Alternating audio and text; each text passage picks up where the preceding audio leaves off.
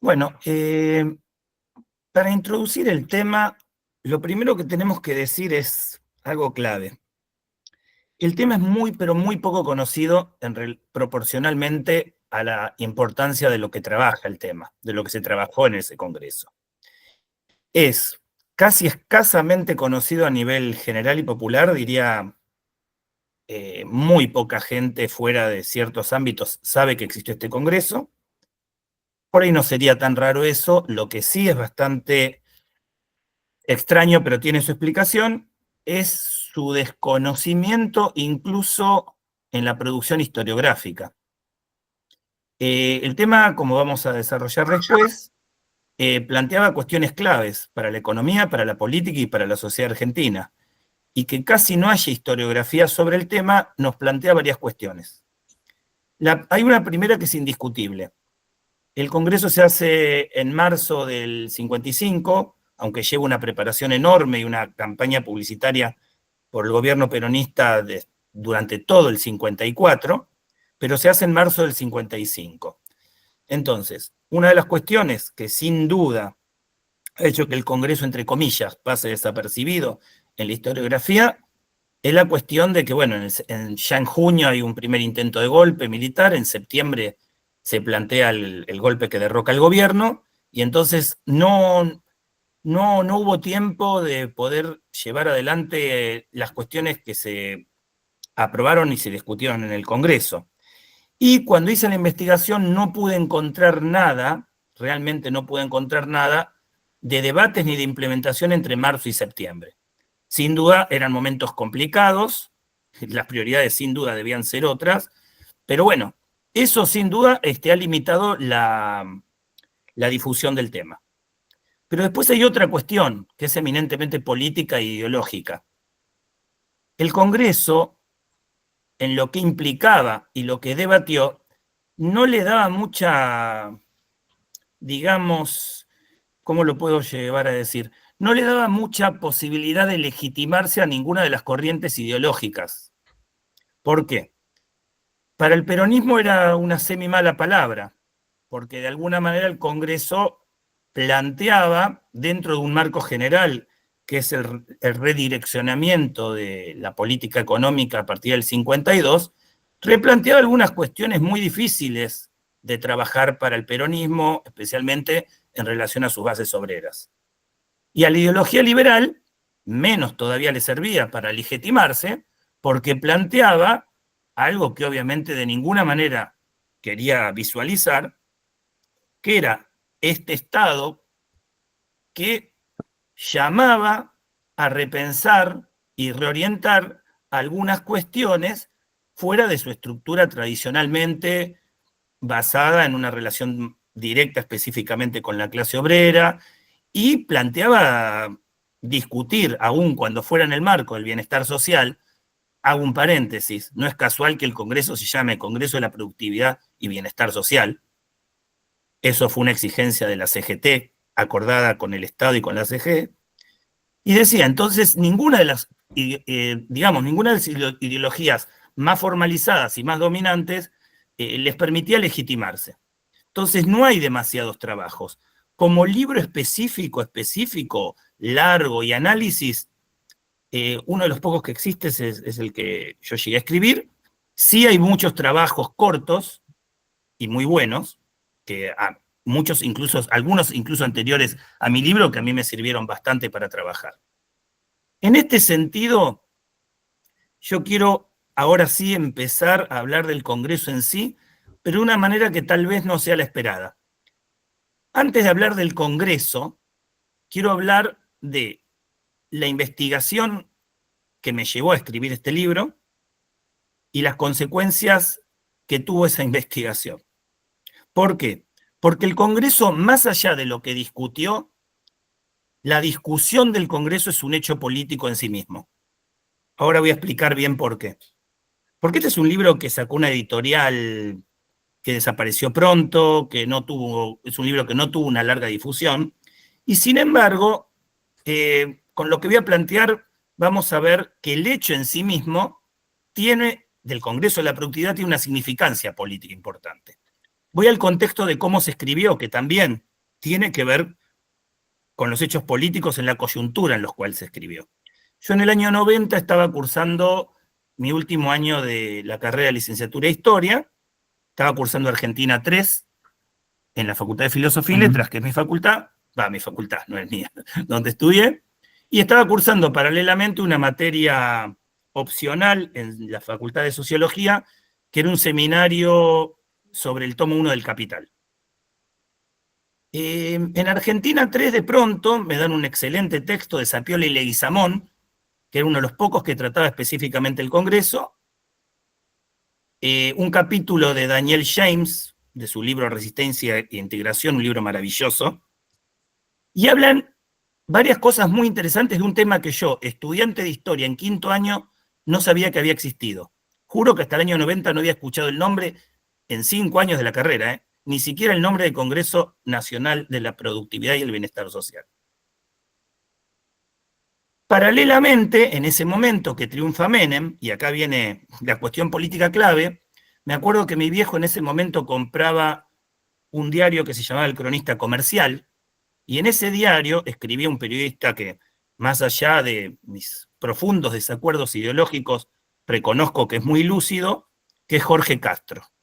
Jorge Castro, en un artículo apenas hace poco tiempo de asumir Menem, en doble página, mientras yo estaba estudiando eso en la facultad, pone: Perón hubiera hecho lo mismo.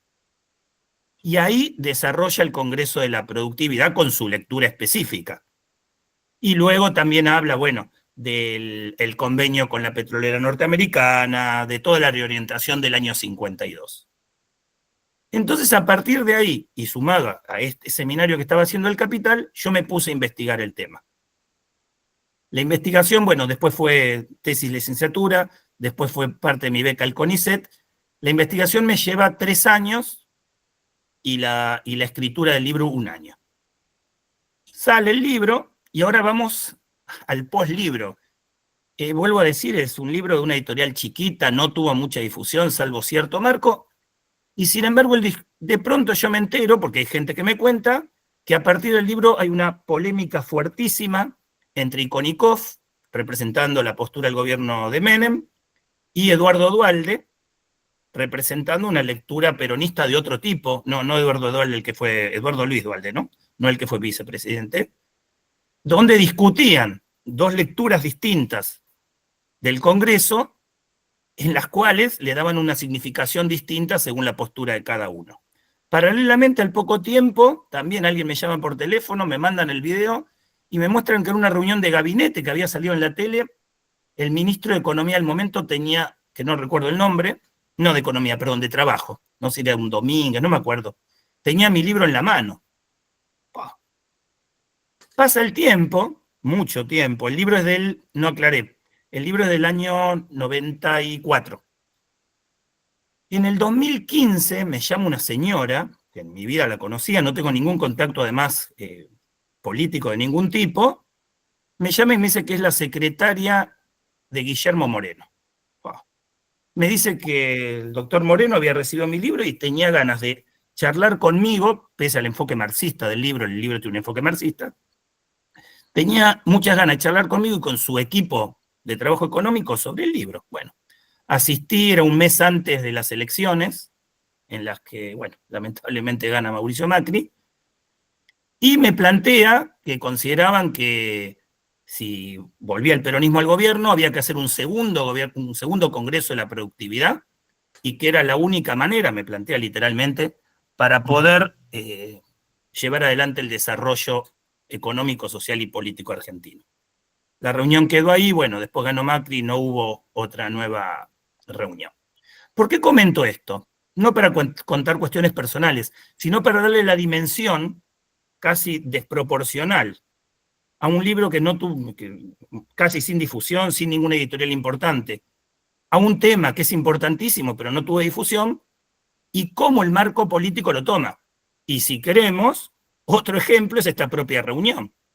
Justamente en momentos donde claramente hay un nuevo intento y sistemático, lo que yo llamo, charlando entre amigos, como la 4ª etapa del proceso de reorganización nacional, de transformar radicalmente la estructura productiva del país. No es casual que me hayan invitado y que estemos charlando este tema. Bueno, esto sería un poquito la introducción. Una segunda parte sería hablar del Congreso propiamente dicho. Yo no sé cuánto es el conocimiento de algunas cosas o no. Pido disculpas si algunas las doy por sabidas o pido disculpas si digo obviedades. El Congreso no puede entenderse de ninguna manera sin meterlo, sin contextualizarlo en la etapa que se abre económica, social y políticamente en la Argentina hacia 1952. En 1952 se produce claramente, y en esto coinciden todos los autores que estudian el peronismo seriamente, dejemos de lado a los que hacen politiquería barata, tanto a favor como en contra, pero todos los historiadores serios, que no voy a decir objetivos porque la objetividad no existe, pero serios, que intentan investigar, sea la ideología que sea, ven claramente que en el 52, por factores locales e internacionales, se abre una situación nueva para la Argentina.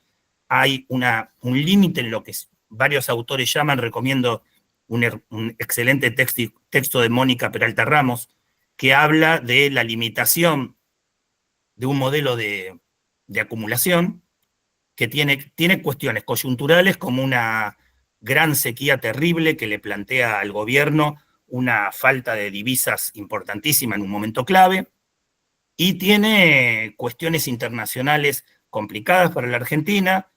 Termina lo que se llama la reconstrucción de posguerra, los capitales internacionales ya no están tan orientados a la reconstrucción europea, y de hecho, esto está también en todos los libros, Perón en gran parte apostaba a una tercera guerra mundial o algo parecido a partir del conflicto de Corea. Hubiera sido otra la historia para el desarrollo económico argentino. Como sabemos, esa guerra no se da. Entonces, siguiendo esa línea, que vuelvo a decir, casi todos los autores serios y autoras, Mónica Peralta Ramos también lo plantea, esta cuestión de una limitación en el modelo de acumulación. De hecho, durante 2 años se congelan los salarios, se congelan los aumentos de precios, se congela la discusión de convenios colectivos. El peronismo logra frenar esa fuerte inflación, logra estabilizar bastante la economía, pero eso se acaba en el 54, porque lo que se había firmado era por 2 años. De hecho, el libro, mi investigación sobre el Congreso de la Productividad, trata también y analiza 2 congresos muy importantes anteriores. Uno, el Congreso de la Industria, el 54, y otro, el Congreso de las Relaciones, ahí ahora se me fue el nombre, tengo el libro acá al lado, de las relaciones, a ver, perdón, me voy a machetear con mi propio libro, disculpen. No estudié para hoy. Acá está.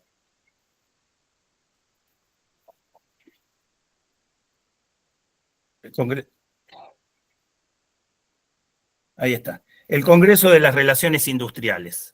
En esos 2 congresos se van a discutir, en las cuales no participa el movimiento obrero, sino que participa el movimiento empresario, como sabemos, liderado por la CGE. Se van a discutir los lineamientos de, dentro del marco de la economía peronista, dentro de un marco de una economía basada esencialmente en el mercado interno, cómo poder elevar los índices de productividad, nada más ni nada menos. Ese es el marco general del Congreso. Y la cosa no es chica. A ver, públicamente el Congreso apareció como siendo convocado por la CGT, pero claramente al Congreso lo convoca el Estado, el gobierno peronista, y lo convoca la CGE. La participación de la CGE es fundamental en el Congreso. Todos los autores, y además mi investigación también lo comprueba, dicen claramente, es un momento social donde todavía la clase obrera, siendo un gobierno peronista, está a la ofensiva, pero en el Congreso está a la defensiva. Y por otro lado, en la cuestión general del país, en el contexto socioeconómico, los sectores empresarios están a la defensiva, pero en el Congreso pasan a la ofensiva. Y ahí se da una triangulación, como muy bien dijo Héctor en la presentación, donde claramente, el proyecto es tratar, en el marco de una comunidad organizada, encontrar una nueva vehiculización, un nuevo camino para reescribir de alguna manera algunos puntos fundamentales para poder elevar la productividad sin romper esta alianza de un movimiento policlasista como el peronismo. A ver, yo les cuento, yo tuve la suerte, y con la anécdota que les voy a comentar también demuestra cómo el Congreso, de ser tan importante, pasó a ser algo casi desapercibido. Tuve la suerte de poder, en mi investigación, y me lo indicó mi director de tesis, que en la sede de Industria y Comercio, en la calle Roca, en la biblioteca, se encontraban los documentos originales del Congreso. Cuando voy a la biblioteca me dicen, sí, fíjate atrás de esos estantes. Y atrás de los estantes, les juro, había una montaña, pero montaña llena de tierra. Yo salía con mocos negros cada vez que iba ahí, les juro. Estaba 5 o 6 horas, 6 veces, una montaña de carpetas, una tirada arriba de otra, donde estaban los documentos originales, muchos con sello que decía confidencial. Y cuando uno analiza los documentos, muchos eran de empresas que mandaban a través de la CGE, algunos eran de algunos sindicatos, uno ve que el clima general del Congreso siempre, había una revista incluso oficial del Congreso, era todo de armonía, todo de total armonía. Pero los temas que se discutían eran pesados y no era joda, y uno veía, a ver, voy a dar un ejemplo. Me gusta más que teorizar, dar ejemplos concretos. Se discutían documentos largamente, por ejemplo, si los obreros u operarios tenían que fichar cuando llegaban a la empresa o después de cambiarse. Se discutía largamente, por ejemplo, hay un documento de Gatti Chávez, ese no me lo voy a olvidar nunca. Gatti Chávez le mandaba a la CGE y le decía, por favor, acá la cuestión, la exigencia es que, por ejemplo, no tengamos la obligación de contratar a alguien para limpiar el frente del comercio. Que una misma empleada, mientras no esté atendiendo, pueda limpiar el frente del comercio. Estas pueden ser discusiones pluriles, como se diría, por ahí me salió mal la palabra, pero no lo son. Había discusiones de fondo en el Congreso muy importantes. Vuelvo a decir, tanto los representantes de la CGT como de la CGE en los discursos intentan y mantienen la armonía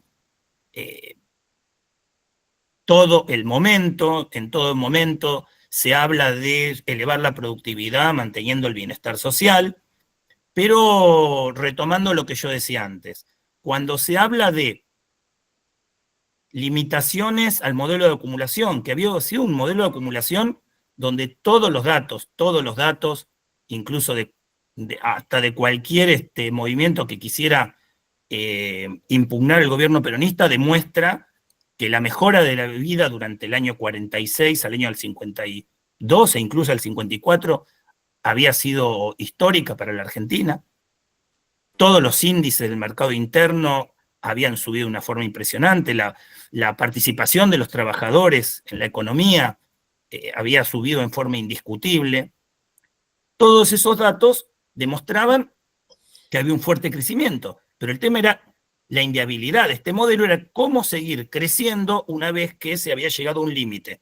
Y a ver, yo lo voy a simplificar, las opciones, simplificando al extremo.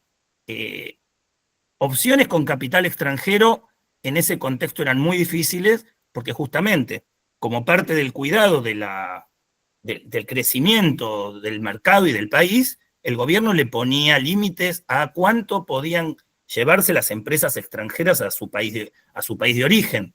De hecho, en el 54 le subió un poco eso. Después, préstamos con el extranjero, aunque el gobierno peronista llega a tomar unos préstamos justamente en este giro post-52, tampoco ni los capitales extranjeros iban a financiar este tipo de modelo demasiado, ni tampoco la idea del gobierno era depender esencialmente de capitales extranjeros. Otra porción, el Estado no tenía los capitales suficientes para hacer lo que el segundo plan quinquenal, esto está, de hecho no lo mencioné, pero es una novedad, esto está dentro del contexto del segundo plan quinquenal. El objetivo fundamental es pasar a lo que se llamaba industria, o podemos llamar industria pesada, industria de bienes de capital, y para eso la necesidad de liquidez de divisas era enorme, el Estado no las tenía, no las podía expropiar de la transferencia a través del IAPI, que de hecho justamente con el giro del 52, el IAPI deja de retener tanto tanto a los sectores agropecuarios en medio de la sequía y en medio del boicot agropecuario al crecimiento. Traer maquinaria masivamente implicaba capitales que el gobierno no tenía. Entonces, a ver, voy a decir un absurdo. Sacar los platos del plato, expropiar, no sé, toda la propiedad agrícola y ir a la guerra civil no tenía nada que ver ni con la realidad ni con la postura del peronismo, que era justamente una alianza social que formaba el peronismo a partir de un movimiento policlasista. La alternativa más viable dentro del modelo peronista, dentro del modelo de la comunidad organizada, era hacer un nuevo contrato entre trabajadores y empresarios, modificando algunas cuestiones claves para elevar la productividad.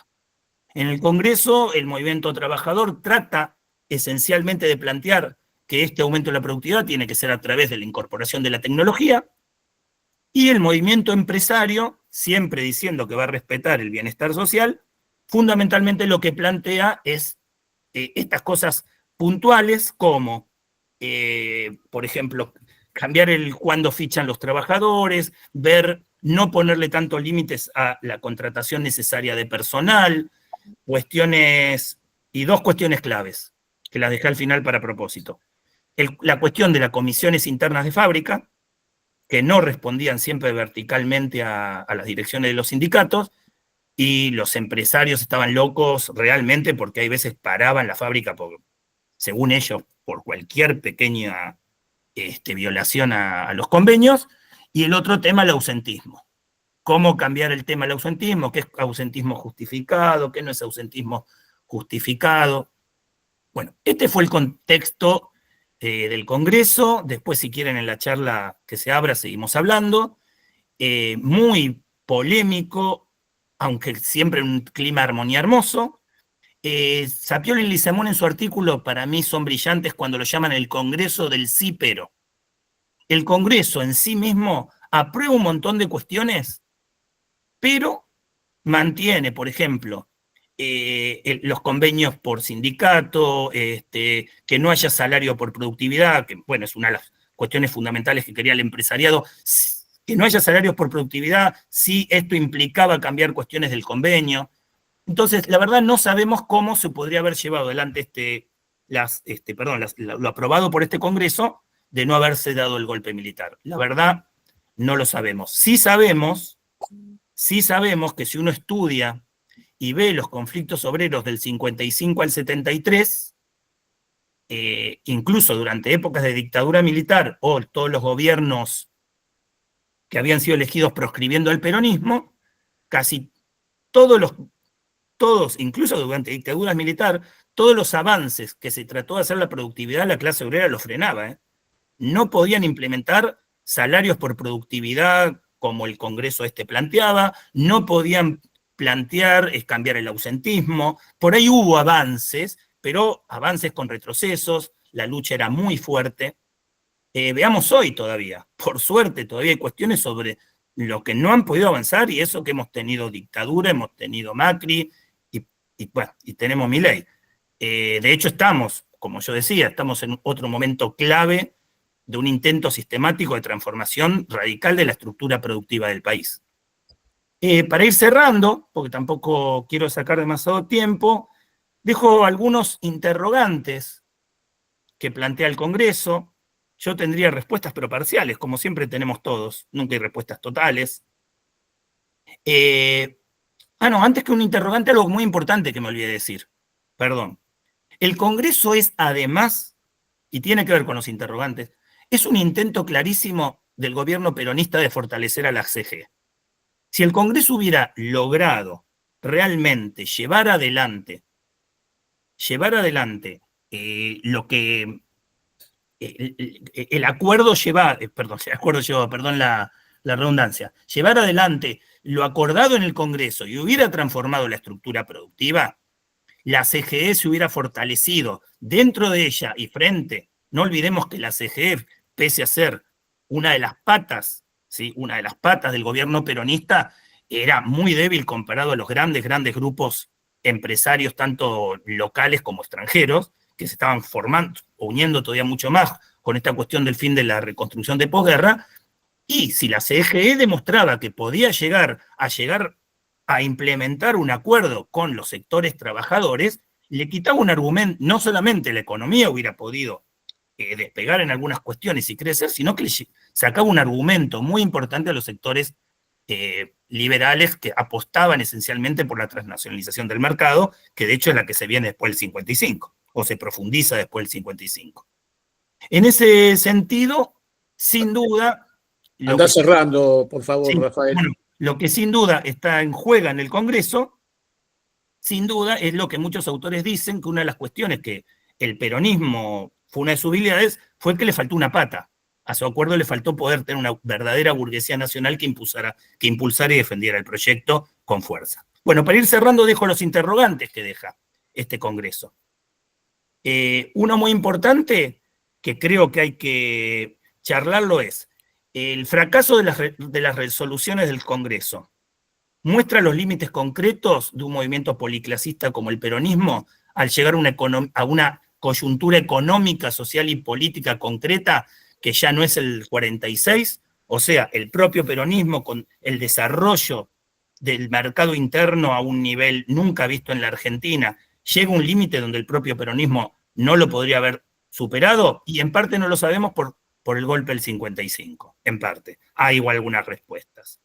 El segundo interrogante que se me ocurrió, que de hecho se discute mucho, ¿qué relación hubo entre el fracaso de las resoluciones del Congreso? Porque aunque las resoluciones existen, esta cuestión de si hacemos esto, pero no se puede hacer por esto, es de alguna manera el fracaso, y el golpe del 55, a ver, decir que hay una relación directa, como dice algún autor, me parece exagerado. El golpe del 55 se da por motivos mucho más profundos, pero sí, sin duda, demuestra la dificultad, vuelvo a insistir, de encontrar cómo reordenar esa alianza policlasista que apoya al gobierno y que lo sostiene.